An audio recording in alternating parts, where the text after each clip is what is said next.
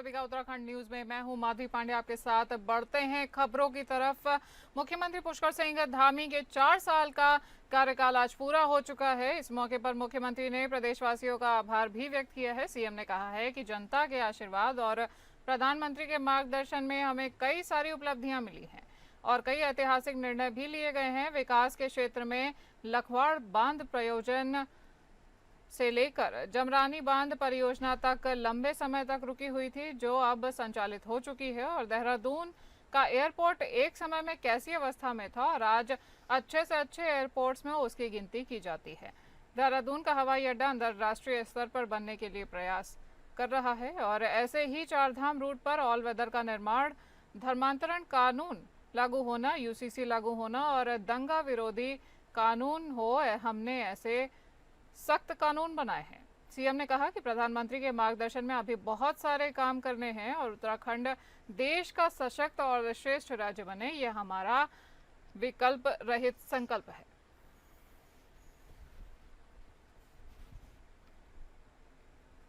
आशीर्वाद से और आदरणीय प्रधानमंत्री जी के मार्गदर्शन में लगातार हमको प्रदेश को आगे बढ़ाने के लिए निरंतर प्रयास कर रहे हैं। बहुत सारी उपलब्धियां हमको इन वर्षों में प्राप्त हुई हैं। उत्तराखंड आगे बढ़ा है, हमने अनेक कानून बनाए हैं, अनेक ऐतिहासिक निर्णय लिए हैं। विकास के क्षेत्र में भी अनेक योजनाएं, चाहे वो हमारी लखवाड़ बांध परियोजना से लेकर अगर मैं बात करूँ सोंग परियोजना, जमरानी बांध परियोजना, ऐसी परियोजनाएं जो लंबे समय से रुकी हुई थी और आज नगर विकास मंत्री जी हमारे साथ में हैं, तो मैं उसकी बात जरूर करना चाहता हूँ कि आपने देखा होगा देहरादून का एयरपोर्ट किसी समय में किस अवस्था में होता था और आज एक भारतवर्ष के अच्छे से अच्छे एयरपोर्ट्सों में उसकी गिनती हो रही है। पंतनगर का एयरपोर्ट हमारा जल्दी ही वह भी बनना प्रारंभ हो जाएगा। हमारे संवाददाता सतीश कोठारी जुड़ गए हैं ज्यादा जानकारी के साथ। सतीश, अब मुख्यमंत्री पुष्कर सिंह धामी के 4 साल का कार्यकाल आज पूरा हो गया है, तो इसको देख करके वहाँ पे क्या माहौल बना हुआ है? देखिए, मैं बात करूं मुख्यमंत्री धामी की 4 साल पूरे हो गए हैं। हर 4 साल बेमिसाल जो मुख्यमंत्री धामी कह रहे थे वो आज 4 साल पूरे हुए, क्योंकि अभी तक 4 से 5 साल उत्तराखंड में एक ही मुख्यमंत्री रहे हैं, वो है एनडी तिवारी।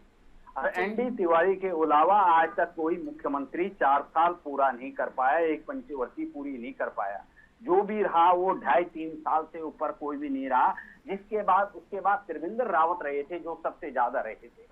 उसके बाद लगातार जो मुख्यमंत्री हैं वो बदलते रहे 2 साल 2.5 साल में, और इस बार जो मुख्यमंत्री धामी हैं वो 4 साल पूरे किए उन्होंने। पिछले से लेकर अभी तक जो 4 साल है उन्होंने पूरे करे। और इसमें सबसे ज्यादा जो व्यवस्थाएं हुई उनमें जो कानून व्यवस्था को लेकर जो नकल विरोधी कानून जो यूसीसी उत्तराखंड में सबसे पहले लागू हुआ, और जो दंगा विरोधी कानून, कुछ काम ऐसे हुए हैं कि जो कि आज तक की सरकार में कभी नहीं हुए थे, लेकिन कुछ ये है उसको लेकर जो है भाजपा जश्न मना रही है। और जो भाजपा के इस समय पंचायत चुनाव है, तो पंचायत चुनाव के लिए भी जो है भाजपा इसमें काफी जोर शोर से कह रही है कि धामी सरकार के 4 साल बेमिसाल रहे हैं, तो उसको लेकर देखना यह है कि पंचायत चुनाव में कितना फायदा मिलेगा भाजपा को। लेकिन हाँ, ये है कि भाजपा बड़े जोर शोर से जश्न मना रही है कि धामी के 4 साल बेमिसाल। जी सतीश, बने रहिए हमारे साथ, आगे आपसे और भी जानकारी लेंगे।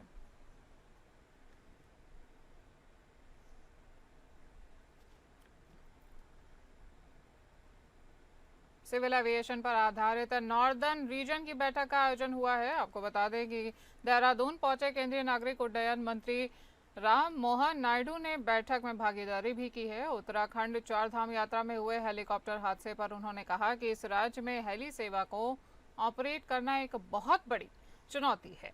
उन्होंने कहा कि जिसके लिए मंत्रालय के पास अलग प्लान है। उन्होंने ये भी कहा कि यात्रियों की सुरक्षा को ध्यान में रखकर उत्तराखंड के साथ सभी पहाड़ी राज्यों में चुनौतीपूर्ण मौसम को देखते हुए एयर ट्रैफिक कंट्रोल सिस्टम की विश्व स्तरीय तकनीक पर ध्यान दिया जा रहा है। नागरिक उड्डयन मंत्री ने कहा कि उत्तराखंड में हेलीकॉप्टर सेवाओं को बेहतर बनाना और हादसों में कमी लाने के लिए मंत्रालय और उत्तराखंड सिविल एविएशन लगातार बातचीत कर रहा है कि कैसे उत्तराखंड में हेली सेवाओं को और ज्यादा बेहतर कर सके।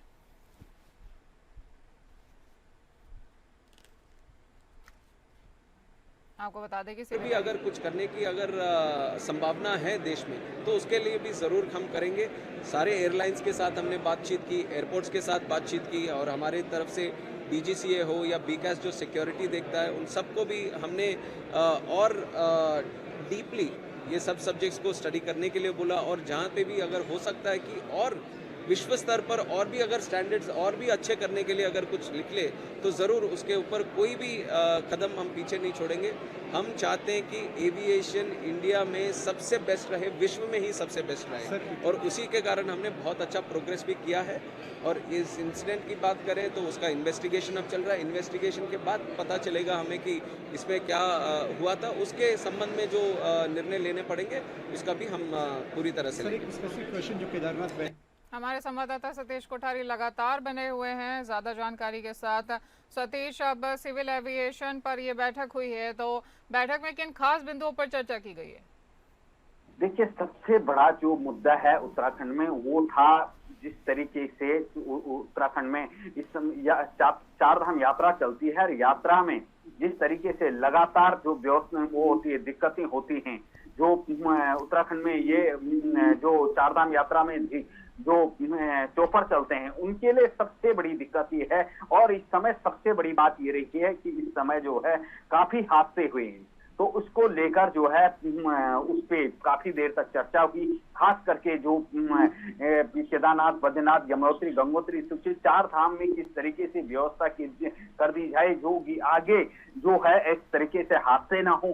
साथ ही जो जोशीमठ से उड़ान, देहरादून से जोशीमठ वो व्यवस्था की गई है। साथ ही उधम सिंह नगर के लिए, साथ ही गोचर के लिए जो छोटी छोटी जो जिले जहाँ पे पहाड़ी क्षेत्र है या देहरादून से जो कभी ये होता है कि लोग यात्रा चौपर में करना चाहते हैं, तो जहाँ जहाँ पे हेलीपैड बनाए जाएं या हेली व्यवस्था की तो वहां पे अच्छी सी व्यवस्था हो और डेली उड़ान भर पाए, तो ये व्यवस्था की बैठक हुई है। और किस तरीके से प्रदेश को आगे बढ़ाया जाए खास करके उस पर ध्यान रहा।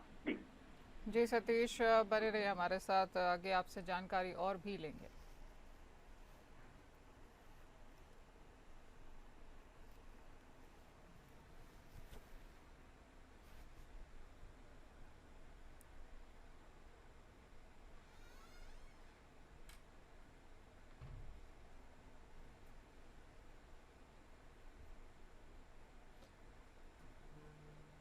सीएम धामी हरिद्वार दौरे पर पहुंचे और ऐसे में उन्होंने अपने 4 साल के कार्यकाल पूरे होने पर संकल्प को याद भी किया है। धामी सरकार के 4 साल पूरे होने पर कहा कि मुझ जैसा सामान्य कार्यकर्ता को केंद्रीय नेतृत्व में जिम्मेदारी दी गई थी, तब उत्तराखंड विषम परिस्थितियों से गुजर रहा था। उस समय महिला समूह द्वारा बनाए गए उत्पाद बाजार में टिक नहीं पाए। हमने 1000 करोड़ कर पैकेज की व्यवस्था कर उसे गति देने का काम किया है। पीएम मोदी के मार्गदर्शन से राज्य में नकल विहीन कानून और यूसीसी लागू किया गया, जिससे युवाओं को बड़ी संख्या में नौकरियां मिली। उन्होंने कहा कि उनका संकल्प उत्तराखंड को देश का सर्वोत्तम राज्य बनाने का संकल्प है। सीएम धामी ने नदी उत्सव की शुरुआत करने पर कहा कि इसका शुभारंभ मां गंगा के प्रांगण से कर रहे हैं, जिसमें राज्य की सभी नदियों का उत्सव मनाया जाएगा। सीएम धामी ने कावड़ के दौरान आने वाले शिव भक्तों को खाने में शुद्ध भोजन मिले और जिस प्रकार से मां गंगा पतित पावनी है, उसी तरह से उनका प्रयास है कि यहाँ आने वाले कावड़ियों को शुद्ध भोजन मिल सके और उनको निर्देश भी जारी कर दिए गए हैं। आवश्यक दिशा निर्देश मुख्यमंत्री ने जारी किए हैं। मुख्यमंत्री पुष्कर सिंह धामी ने कहा कि अपने 4 साल पूरे होने पर मां गंगा का पूजन किया गया और ऋषि कुल मैदान में जनसभा को उन्होंने संबोधित भी किया।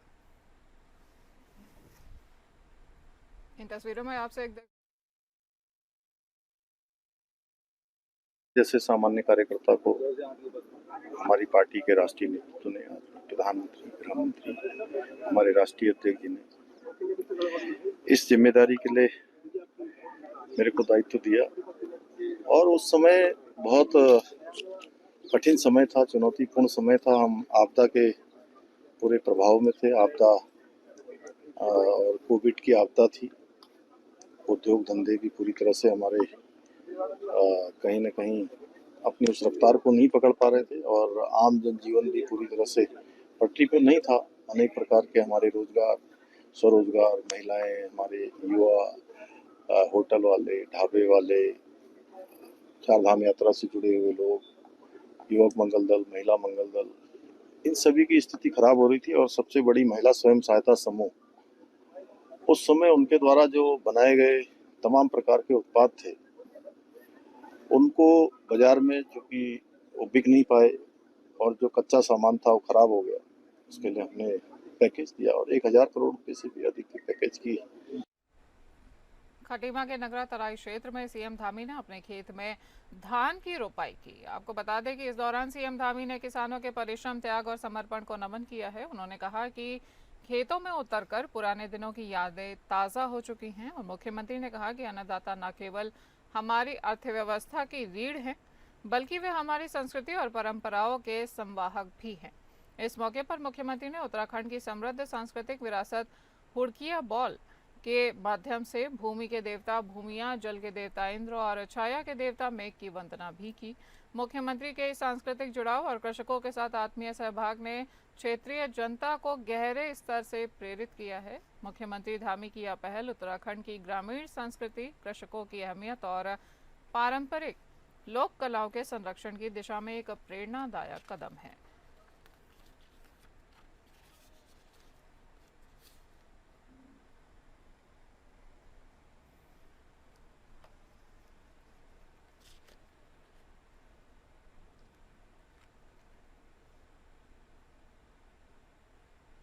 स्वास्थ्य और शिक्षा मंत्री धन सिंह रावत रुड़की के आरोग्य हॉस्पिटल पहुंचे। इस दौरान उन्होंने कहा कि कांवड़ यात्रा को लेकर स्वास्थ्य विभाग पूरी तरह से अलर्ट है और डॉक्टरों, दवाइयों की डिमांड पूरी कर ली गई है। साथ ही प्रदेश में नकली दवाओं पर लगाम लगाने को लेकर यदि कोई शिकायत मिलती है तो उसके खिलाफ भी सख्त कार्यवाही की जाएगी।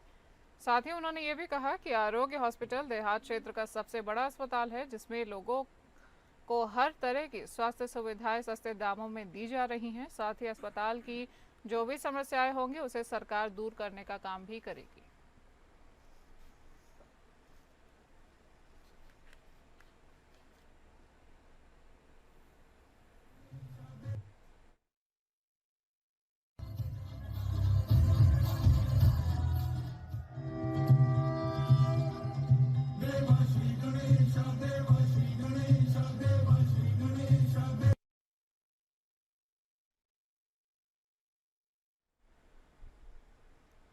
उत्तराखंड में जहां तेज बारिश ने तबाही मचा रखी है, वहीं पर नुकसान की तस्वीरें भी सामने आ रही हैं। तो दूसरी तरफ इस बारिश से केंद्र सरकार की महत्वपूर्ण जन जीवन मिशन को लाभ भी मिल रहा है।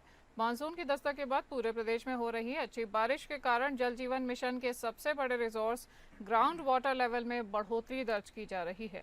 हालांकि इस बारिश से जल जीवन मिशन का काम बाधित जरूर हुआ है, क्योंकि लैंडस्लाइड की घटनाओं के चलते लोगों के घरों तक पहुंचना और पाइपलाइन बिछाना थोड़ा मुश्किल जरूर हो गया है। हालांकि इसके लिए जो तय समय सीमा है, विभाग ने उससे पहले ही अपने टारगेट को लगभग पूरा कर लिया है। जो काम बचा हुआ है उसको भी दिसंबर तक पूरा करने का लक्ष्य रखा गया है। उत्तराखंड जल जीवन मिशन के निदेशक का कहना है कि इस योजना में जो टारगेट लिया गया था उसका 90% हिस्सा विभाग ने पूरा कर लिया है, जबकि इसके 50% डेटा को अपलोड कर दिया गया है, जिसकी केंद्र सरकार नियमित रूप से निगरानी करती है।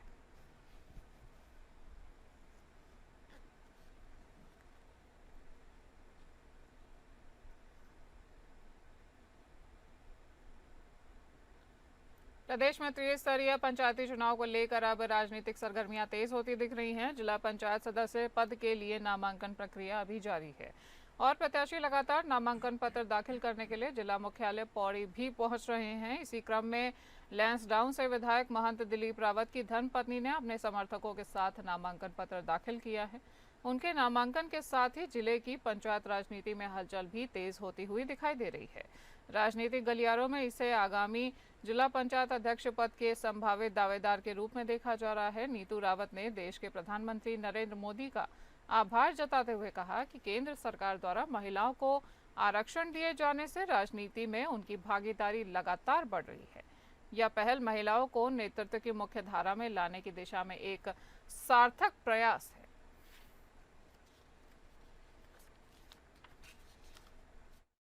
मैं नीतू रावत 18 जैरी जिला पंचायत से आज नॉमिनेशन के लिए आई हूँ, जिला पंचायत सदस्य के लिए।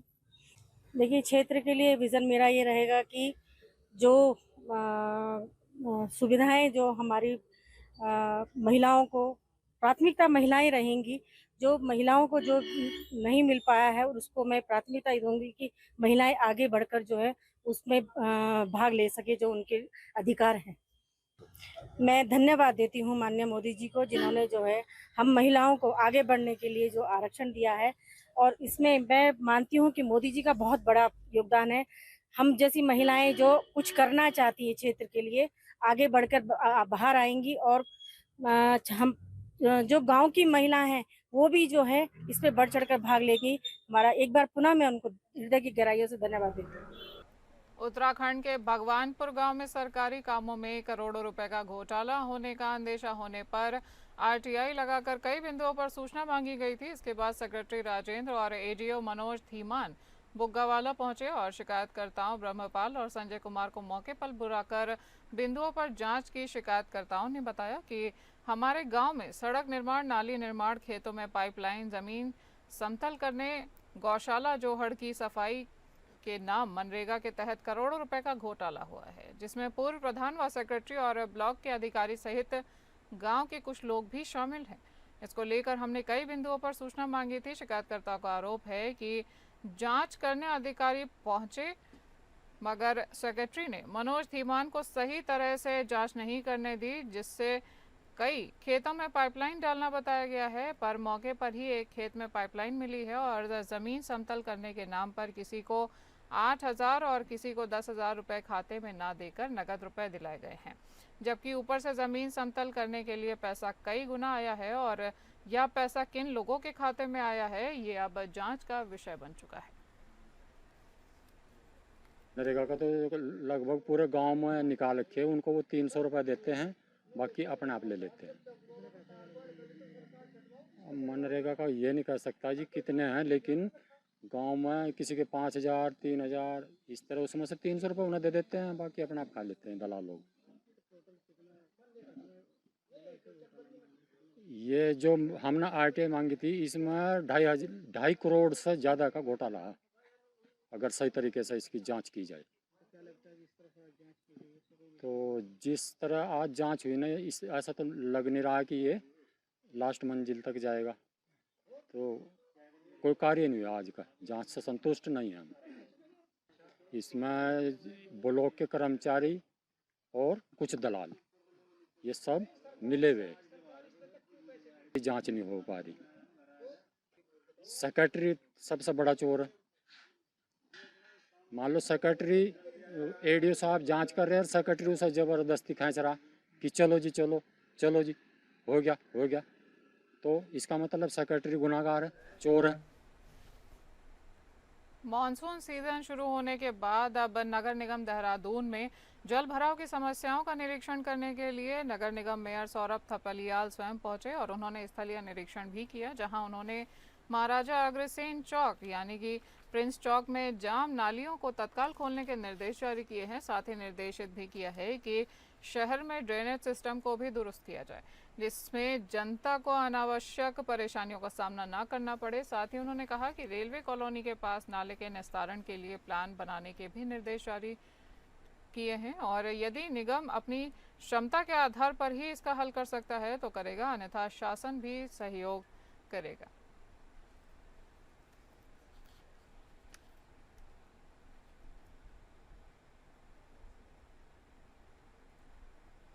उत्तराखंड में प्राकृतिक आपदाओं का खतरा लगातार बढ़ रहा है। इसमें वाडिया हिमालय भूविज्ञान संस्थान की रिसर्च ने चौंकाने वाले तथ्य सामने रखे हैं। संस्थान ने प्रदेश की 25 झीलों को संवेदनशील श्रेणी में रखा है, जबकि 6 झीलें ऐसी हैं जिन्हें अत्यधिक खतरनाक माना गया है।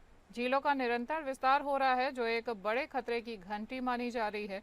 ग्लेशियर के पिघलने से झील खतरनाक आकार ले रही है और रिसर्च में ग्लेशियर झीलों को चिन्हित किया गया है। इन झीलों पर भूस्खलन, अत्यधिक बारिश और ग्लेशियर पिघलने जैसे कारणों से ग्लेशियर झील विस्फोट का खतरा लगातार बढ़ रहा है। ये स्थिति राज्य के पर्वतीय क्षेत्रों में भारी तबाही का कारण भी बन सकती है। हमने जो 25 लेक थी उनमें से हमने कैटेगराइज की, जिसमें से 6 लेक जो है वो जो है मोस्ट डेंजर लेक थी। उसमें से फिर 6 जो अलग लेक थी वो जो है मॉडरेट डेंजरस लेक थी, मॉडरेट हैजार्ड्स लेक थी, और जो 13 लेक थी वो जो है लीस्ट हैजार्डियस थी या कम हैजार्डियस लेक थी, जो 13 लेक्स है। इसमें जो आगे की जो अति संवेदनशील लेक थी, जो 6 लेक हमने की है, वो लेक थोड़ा सा डेंजरस है। लेकिन लेक ग्लेशियस जो लेक होती है वो लेक मतलब नॉर्मली वॉल्यूम और एरिया इंक्रीज होने के कारण नहीं फटती है। इसके बहुत सारे कारण होते हैं टूटने के, जैसे इसमें एवलांच का आना, लैंडस्लाइड का होना, या कोई सेस्मिक एक्टिविटीज उस रीजन में हो रही है, उसकी वजह से जो है इन लेक फटने का कारण होता है। इस बुलेटिन में इतना ही। और भी खबरों के लिए बने रहिए हमारे साथ। नमस्कार।